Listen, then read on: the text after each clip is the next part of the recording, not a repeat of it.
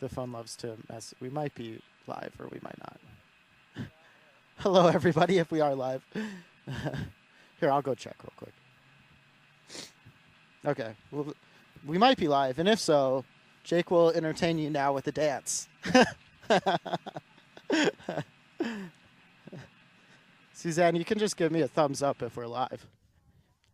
Okay, great. I'm all right. We are live. Thanks, Suzanne, for camera operating. Thanks, everybody, for coming back for some dog training. So here we are, not with Cola. Jake, do you want to talk just a little bit about why that is?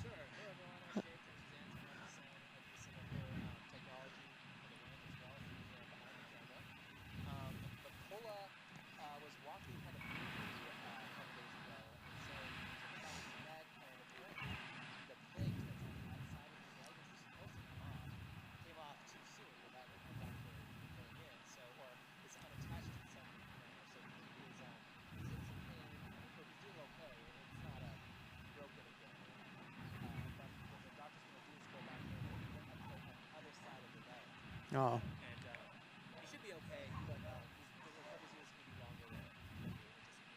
So for those reasons, we're going to give him a break from training just so that he can focus on his recovery. It's hard to be learning new things while you're in pain. Yeah, nobody does. So Cola's going to take a break from training. We decided to switch it up and do a little bit of work with Arrow, who's Kelly's dog. And Jake's going to fill us in on Arrow. What's Arrow about? So our ranch manager, Kelly, she's done many broadcasts today, so that's why I'm here. Yeah, give Kelly a break. Give Kelly a break. This is her dog, Arrow. He's about 12. He is from the streets of LA. She's had him, I think, for about 5 years. Excuse me. He's a rescue dog. We don't really know where he's from or his whole story, but there was one interesting anecdote that she had about his subsequent, the previous training. About 2 years ago, she took him to a trainer who used a shot, or someone who called herself a trainer, that used a shot collar accidentally and shut him at max level. Yeah. As she was trying to teach him how to recall. Those are the two behaviors that we're kind of focused on. Hey, Jake, apparently folks are having a hard time hearing you. You want to double check that you're not muted? I am muted. Oh. Hopefully now you can hear me a little bit better. Oh, okay, great. Yeah, sorry about that. Thanks for letting us know. Yeah. So maybe we should just go back over really quick. So sorry, everybody, but I'll do a quick synopsis of what you said. So we switched it up, and we're not going to be working with Cola because he had some problems with his surgery, and he's in a bit more pain, and we're giving him a break. So we decided to work today with Arrow, and Jake's going to just tell us a little more about Arrow. Yeah, Arrow is Kelly, our ranch manager's oldest dog right now. He is about 12. He has a little bit of arthritis in his back legs, so he's sometimes he's in a little bit of pain. He's a street dog from LA, so we don't know much about his previous history. He's been with Kelly, I think, for about 5 years. I forgot to ask her that, but I think it's 5. 2 years ago, he had an incident where she's been trying to teach him recall, which is coming back verbal by asking him verbally to come. And also, he's been a little bit mouthy, not exactly biting, but using his mouth more than he should. So those are two behaviors she's tried to sort of curtail. 2 years ago, this trainer, or someone who called herself a trainer in Washington, fitted him with a shock collar and messed up with the settings and accidentally gave him a huge shock while she was training him in recall. So he, I think, is understandably a little bit skittish about that particular behavior. Yeah, and that's part of what I do. I don't use shock collars because there's a lot of good evidence with shock collars leading to problem behaviors. They're really easy to misuse. You have to be pretty technically trained to use them properly, and also punishment is a pretty dangerous tool, especially super aversive punishment like that, because you'd never know what they're going to associate with it. I've had bite cases where, and similarly, someone was trying to train a dog to recall with a shock collar, and the dog then started mauling people. So rather than associating the shock with being away from people, it associated the shock with new people. And it's really easy for dogs to associate a random stimuli rather than the thing that you're trying to get them to associate with whatever that pain is. Also, aversive learning happens really quickly. It happens much faster, which might be part of why people are tempted to use it. However, when that aversive is attached to a stimuli, say a new person or maybe a sound, you don't want it to be. It takes a lot longer to undo that association than if you just did it positively. Also, anybody worth their salt today who knows anything about training has been trained professionally and studied it would it's ridiculous to try and use a shock collar for recall. It's just the most counterintuitive thing. It's a pretty easy behavior to train. If you're struggling to train it, you probably shouldn't be teaching dogs. You should probably be learning how to teach dogs. So, and if I was to use a shock collar, I would have all my certifications revoked because they're uniformly disowned by the professional training community among folks who actually pursue an education. They've been banned in several countries and for good reason.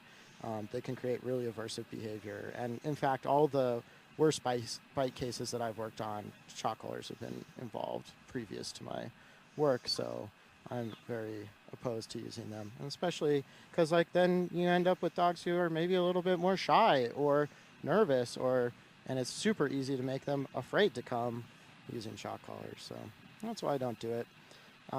Yeah. Oh, so we're going to do some recall training, but first I'm going to just show Jake how to use the clicker to start training behavior. So if you've been here before, you've definitely seen me work with a clicker and probably heard me say some of this, but it's always nice to rehash. It's definitely a tool rather than a toy, but it does look like a toy, so it's tempting to use one like a toy. What I tell people when they're first starting out in clicker training is it's just like a hammer. You know, if you take that hammer and you slam it against a wall without a nail, you're just going to put holes in a wall, right? And it's the same thing with clicker. If you go and click it a bunch without treats, you're not doing anything except for desensitizing the dog to the relationship with the clicker that you wanted to have. So if you've seen movies about dinosaurs that are pretty popular and you've seen actors go clickety, clickety, clickety, clickety, clickety, they are not properly using the clicker, at least not the way that we do it in positive reinforcement training, and they're doing it dramatically for effect. So that's not what we want to do. Like I said, it's a tool, and so you want to use it like a tool. You want to put it away when you're not using it, take it back out. You want to train yourself not to use it all the time when you don't have reinforcers around. And the tool works by creating an association between a primary reinforcer, which is food. Today we will be using cheese. So an extra special food can be helpful, especially if the animals had an aversive relationship with training in the past, which we know that poor Arrow has with the shock collar. So we're also going to be really careful about what sort of cues or commands we use. We're going to try not to use cues and commands that probably that previous trainer did. So we're not going to use his name, and we're not going to use recall words that people commonly use to get dogs to come back to them, like come. You'll hear me say recall a lot, and recall you can just think of as come. It's just a more specific term for what professional trainers think of as a more specific behavior, which is dog is potentially distracted or moving away, turns back, comes all the way back, and is retrievable. You can actually like catch the dog. So multiple behaviors happening there that we're going to try and build into one behavior chain that is recall. So we're just going to get started by what you can call charging the clicker, or just creating that positive association that this stimulus means that food is coming, so that can become a secondary reinforcer. So when I tell you to, Jake, you're just going to click, and then you're going to drop a treat on the ground where Arrow can get it. So you have to turn that around to click easier. Oh, this no one? problem. Yep, perfect. And then I'll say click, treat. So go ahead and click, treat. Beautiful. The order is really important. The click comes before the food delivery does. So you want to make sure that your hand isn't in motion, or that you're not reaching into your bag, then you're clicking, or something like that. The reason for that is this is only predictive of the primary reinforcer if it's the first thing in the chain of reinforcement. Make sense? Yes. So if it starts to be your hand, that's a visual stimulus, right? And that can become your secondary reinforcer. Then your dog's always watching your hand and not listening for the click. So let's try And I it kind of again. bent down first. Yeah, that, you that just time. watch it. It's Yeah. those are like basic steps, and you can get away with a lot. And there's a lot of ways to fade them out later. Okay. But it's nice to have the right thing from the beginning, and your dog will understand a little bit better. So let's do like 5 or 6 of those. I'm going to just say click, and then you're going to give a treat. Okay. Click. Beautiful. Let's do another one. Click. Beautiful. I was like, this is the best day ever. I just have to lay here. Cheese comes to me. Jake's a great person. Click. Nice. Oop. And then this time I'm just going to ask you to drop the treat like a little bit that way, and then click right when I say it this time. So click, drop the treat, and then I'm going to have you click again. Click. Oh, That's sorry. it. You see how his head kind of turned? Let's try it one more time. Click. Good. See how he looked up as soon as the sound came? Yeah. That's a sign that we're starting to have that neurological connection between the click and the positive reinforcement, which means that this is transferring dopamine into his brain because we've created that association. If you're familiar with Pavlov, you've heard the story about how he got dogs to salivate unintentionally by ringing a bell every time before he delivered food. Created that what's that called? Oh, getting rusty over here. It's an automatic nervous response, but there's a word for it. Somatic? Maybe somatic, where the drooling was now triggered by the ringing of bells. In the same sort of way, dopamine release is now triggered by the sound of the clicker. So if we click it 30 times and there's no food delivery, and especially if like nothing positive happens, that relationship starts to degrade in the brain. It starts to suffer from neurological trimming. That's why we don't click it without a treat. Okay, cool. Let's play a little bit of a game that's going to start building Arrow on recall if Arrow's feeling comfortable enough to get up. So one easy way to see is I'll click. I'll throw a treat where he has to get up to get to it. He's like, okay, I'll get up for that. It was being lazy. So if you remember what I said earlier, the basics of recall training are, first step in my mind is getting the dog to turn away from something interesting. So I like to play a little game where I'll maybe take a step. As soon as the dog steps towards me, I mark, I drop my reinforcer on the ground, I turn away with my eye on the dog. As soon as he turns back, I click again, drop the treat, turn away. So I'm going to coach Jake through it. It's a little bit sophisticated, but we'll take it nice and easy. So step one is just go ahead and walk away, turn your back towards him. And then the moment that he takes a step, you don't have to pull him or anything. And he might just be a little bit more interested in me because it looked like I just dropped a treat. So There we go. You can click, put the treat on the ground right in front of his face. Oh. Says Mackenzie Arrow. should have a treat. Arrow, right here. It's okay. You can just put another one there. And turn your body and just watch him. And as soon as he turns back towards you, you can get another treat. We'll see it. We'll try it again. It goes rusty at first, but you'll get in the rhythm. Okay, sorry. No, it's okay. Oh, It's yeah, especially, good, yeah, there you go. good boy. Turn and walk away. And just watch it. Keep your eye on him. As soon as he turns back to you, click, and then drop a treat. Beautiful. It starts to get to be a rhythm. He's like, this leash thing is hard. Yeah, sorry about the leash there, buddy. You can try dropping it and see how he does. Okay. And just walk away with purpose. And just keep an eye on him. And he's like, I don't know. What's going on here? Do I walk to Mackenzie? Do I walk to Jake? Maybe I should just lay down. Oh, there we go. Click. Good. And drop the treat. And now turn and walk away with purpose. Beautiful. Keep an eye on him. As soon as he starts to take a step towards you, you can, yep, there you go. Oh, sorry. No, you're good. Turn and walk away. This time just focus on clicking as soon as he turns. There it is. Click. Beautiful. Drop the treat. Nailed it. Walk away. As soon as he takes a step, click. Drop that treat. Walk away.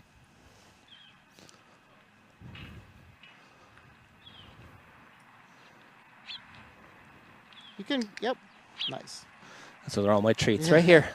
That's Right here, buddy. Okay, Got we'll it pause stuck and on the give him a little clover. break. Clover. Yeah.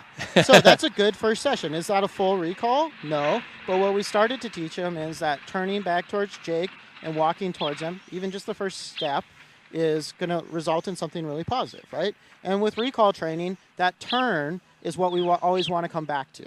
We always want to go from, you know, we can start to set up bigger and bigger distractions, which I was a pretty big distraction because Arrow said, hey, that person looks like they have some really good treats over there. But what ended up happening is that despite me being a distraction, Jake was able to get him to do several pretty full recalls, right? And then we're also using some other things to our advantage. So we're making recall a game about following rather than running at something that might be a little bit more threatening, which is a front-facing person. That always helps, right? We can build that in later, but at first we're just going to start with something super easy. We're making it really easy for him to succeed. We're not asking him to come all the way up to us. We're just asking for one step towards us. And eventually that'll build into quite strong recall. And then we're not even worrying about later steps, which are getting caught and all those things. We can add those in later. So really simple start of the game. And again, it's just wait for the dog to take a turn towards you. Of course, like only have the dog off leash if they're somewhere where they're safe. Ideally fenced in at first if they have bad recall already, right? Start out with the dog on leash. His behavior is pretty indicative that he's happy to stick around for cheese, but if your dog's not, especially if you're in a new environment, and then try and train it somewhere where they can succeed. That's where another part where people fall down on recall a lot is they only start yelling come when the dog's already running away at a deer, right? And they train it in their kitchen and that's it, and then they expect their dog to just come every time they call them. But good recall work involves building up to coming away from higher and higher distractions, right? That's a whole portion of the process. So this is very much step one, and you meet your dog wherever they're at. Do you want to do one more round of it? Sure. I think Arrow's game. He's laying at your feet being like, I'll do some more. He's also looking a little tired. We might have worn him out. Yeah. He's like, oh, he's had a long day. Think about. Yeah. This sort of training is really fun because, like, as you can see, hopefully it's pretty low stress. Yeah. And we're not trying to stress him out. We're not trying to stress you out, right? Mm-hmm. The other good thing about it is that it does work their brain. So if you're doing positive reinforcement training with your dog, it's a better way to wear them out. They'll be tireder, more likely to relax than if you go and do twice as much exercise with them. A lot of people say, oh, my dog's an energy pot. I really have to wear it out. And then they end up creating these dogs who need a ton of exercise and are always super energetic. But if you mix up, I'm not saying you shouldn't exercise your dog, of course, but if you mix up exercise with brain work, they'll actually be a much more comfortable, calm dog in general. And it's because, neurologically speaking, we can outpace them. We're Olympians compared to them when it comes to brain work and coming up with interesting puzzles for them to solve. But opposite, they have a much faster metabolism and can put on muscle and can prepare themselves to do more and more exercise much faster than we can. So they process food faster. They also live shorter lives. And part of that is because their metabolism rate is so much higher. So they can put on muscle faster. So when you're exercising your dog to try and get rid of behavioral problems or too much energy, you're also conditioning them to have more energy a lot faster than you would if it was a human. And they can outpace you in improvement. Yep. Mm-hmm. Yeah. Yeah, a lot faster. Mm-hmm. Cool. Well, let's do another round of just recall training. We're going to just do the same thing one more time. We now have a distraction, which is cars going by on the road, and Arrow's pretty interested in that. So we'll see how it goes with that. I'm just doing a little bit of training on looking at the distraction rather than responding to it. Good job, Guy. You're doing great. Unfortunately, the distraction's stopping right next to us. Hey. We got him. Arrow. Oh, sorry. Oh, you're good. Good, man. Yeah, he does go run to get the that's a behavior that we might consider. Good as job. Well, this is what you do. Yeah. Create a much more positive association with ignoring. And then quickly get them, on leash. We're feeling attentive enough? Great. So we'll probably have to do this lesson on leash. Okay. But it's the same sort of thing. I'll just demonstrate it real quick. All right. I got all that cheese down there, which is I'm just going to keep walking away. The moment he kind of takes that step towards me, just mark and drop that treat right where he can see it. Call this the circle game because you walk a lot of circles. That was like he wanted to go into a sit. He might just be getting worn out too. Good job, kid. Eventually what you can do is something like that, where you just like back up a little bit, and we're just trying to get that turn back, right? Yeah. Nice and easy. It's actually strangely more challenging than you think to like read his behavior in the moment and select the right thing to. It seems maybe simple when someone else is doing it, but like it's hard. It's like hard to watch for that criteria. Yeah, exactly, and to create the reinforcement to the right thing. Right, and and it's okay if you miss it a little bit. Like say he's sniffing, but he's also taking a step towards you. Right. Okay. Yeah. I wouldn't worry too much about it. If he's taking that step, that's great. We can start building it into 2 steps, right? Uh-huh. And like maybe he'll start to recall with his nose down, but that's a pretty fun, interesting behavior too. Yeah. Right? Like, not the end of the world. This also just builds focus. We can also eventually start adding in a name, but let's not use his name since it's probably already got negative associations with it. We can just say another name, Ben, right? And then that starts to be the beginning of the word for it. So this would, again, look like... I'm almost out of treats here. Sorry, I owe you one. I got lots. Okay, cool. Well, I want you to have one more round with it. So that starts to look like Ben. And I'm just trying to pair the word with the behavior of turning around. You want to try playing again and seeing if you can Ben him? Here, let me get your leash here, buddy. See if we can do just finish out your reinforcers and then we'll call it a day. And it might be a little bit difficult to get them. Oh, there it is. Beautiful. Good timing, Jake. You nailed it. Great.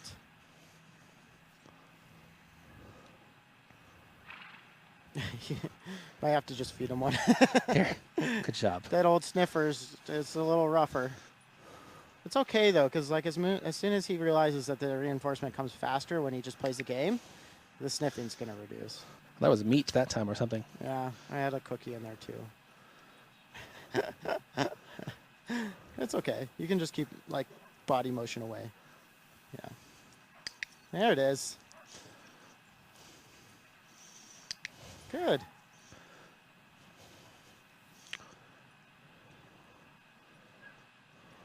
Yeah. There it is. Oh, sorry. No, you're doing great. Okay, now you're just going to add in one more thing, which is the moment you see his head move towards you, just say the word Ben. Oh, yeah. That's okay. No, Okay. that's great because we're establishing the game again. It's totally fine. And click. Yep. Ben. Good.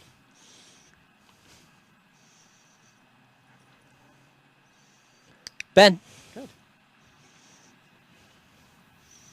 Ben. Good.